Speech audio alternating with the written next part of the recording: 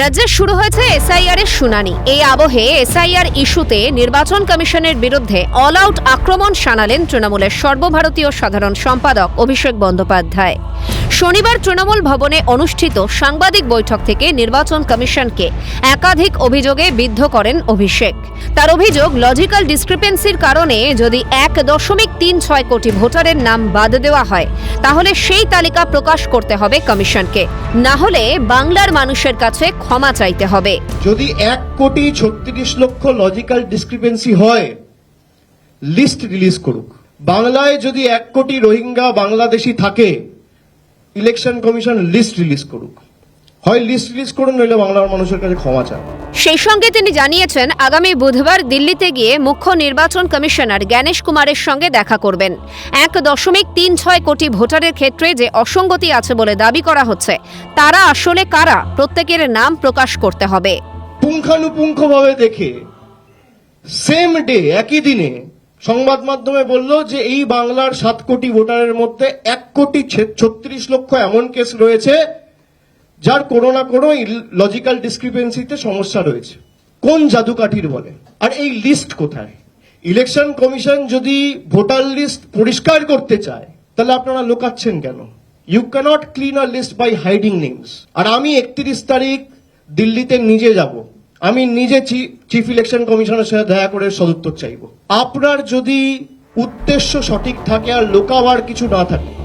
শনিবারের সাংবাদিক বৈঠক থেকে মুখ্য নির্বাচন কমিশনার জ্ঞানেশ কুমারকে এক হাত নেন অভিষেক। কটাক্ষের সুরে অভিষেক বলেন, জ্ঞানেশ বাবু, ভ্যানিশ বাবু, মাসখানেক আগে নির্বাচন কমিশনে আমরা একটা প্রতিনিধি দল পাঠিয়েছিলাম। সেখানে আমরা 5টি প্রশ্ন করেছিলাম। এরপর 1 মাস অতিক্রান্ত হলেও একটা প্রশ্নেরও সদুত্তর পাইনি। জ্ঞানেশ বাবু, ভ্যানিশ বাবু, ইলেকশন কমিশনের কাছে আমরা একটা প্রতিনিধি দল নভেম্বরের শেষের দিকে 28 তারিখ পাঠিয়েছিলাম এবং আমাদের বেসিক 5টা প্রশ্ন ছিল।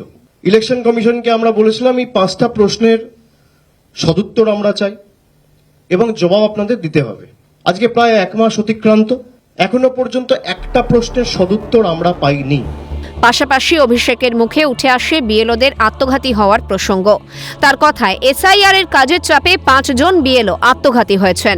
প্রায় 29টা কেস আমরা দেখেছি যেখানে 24 জনের ট্রিটমেন্ট চলছে এবং 5 জন আত্মঘাতী হয়েছে, সুইসাইড করেছে। 29 জন বিএলও সুইসাইড অ্যাটেম্প্ট করেছে এবং প্রত্যেকে লিখিতভাবে বা তাদের পরিবারের যারা সদস্যরা রয়েছে তাদেরকে যখন জিজ্ঞাসা করা হয়েছে, তারা সবাই বলেছে এসআইআর এর চাপ এবং মানসিক চাপ নিতে না পেরে তারা সুইসাইড অ্যাটেম্প্ট করেছেন বা আত্মঘাতী হয়েছে। এরপরই কেন্দ্রের শাসক দলের বিরুদ্ধে সরব হন অভিষেক। তার অভিযোগ, বাংলাকে টার্গেট করা হয়েছে। এরা মানুষের মৌলিক অধিকার কেড়ে নিতে চাইছে। বাংলাকে যেভাবে টার্গেট করা হয়েছে গত 4 বছর ধরে, বিশেষ করে 4.5 বছর, 26-এ 5 বছর হবে, 21-এ বাংলায় মুখ থুবড়ে পড়ার পর, গোহারা হারার পর, সেটা যত দিন যাচ্ছে বঙ্গবাসীর কাছে পরিষ্কার হয়েছে। শুধু জলের টাকা, রাস্তার টাকা, গরিব মানুষের 100 দিনের টাকা, আবাসের টাকা, শুধু টাকা আটকেই এরা বসে নেই। এরা মানুষের মৌলিক অধিকার কেড়ে নিতে চাইছে। গণতন্ত্রের রীতিনীতি, ঐতিহ্য যে মানুষ ভোট দিয়ে সরকার নির্বাচিত করে, আর আজকে দেশটা এমন জায়গায় নিয়ে গেছে বিজেপি এবং মোদী সরকার, যেখানে কে ভোট দেবে সরকার নির্বাচিত করছে। তার প্রশ্ন, সীমা খান্নার ভূমিকা কি? কার অঙ্গুলি হেলনে উনি কাজ করছেন? তার চ্যাটে স্ক্রিনশট রয়েছে। উনি মেনেও নিয়েছেন সফটওয়্যারের ভুলের কারণে হয়েছে।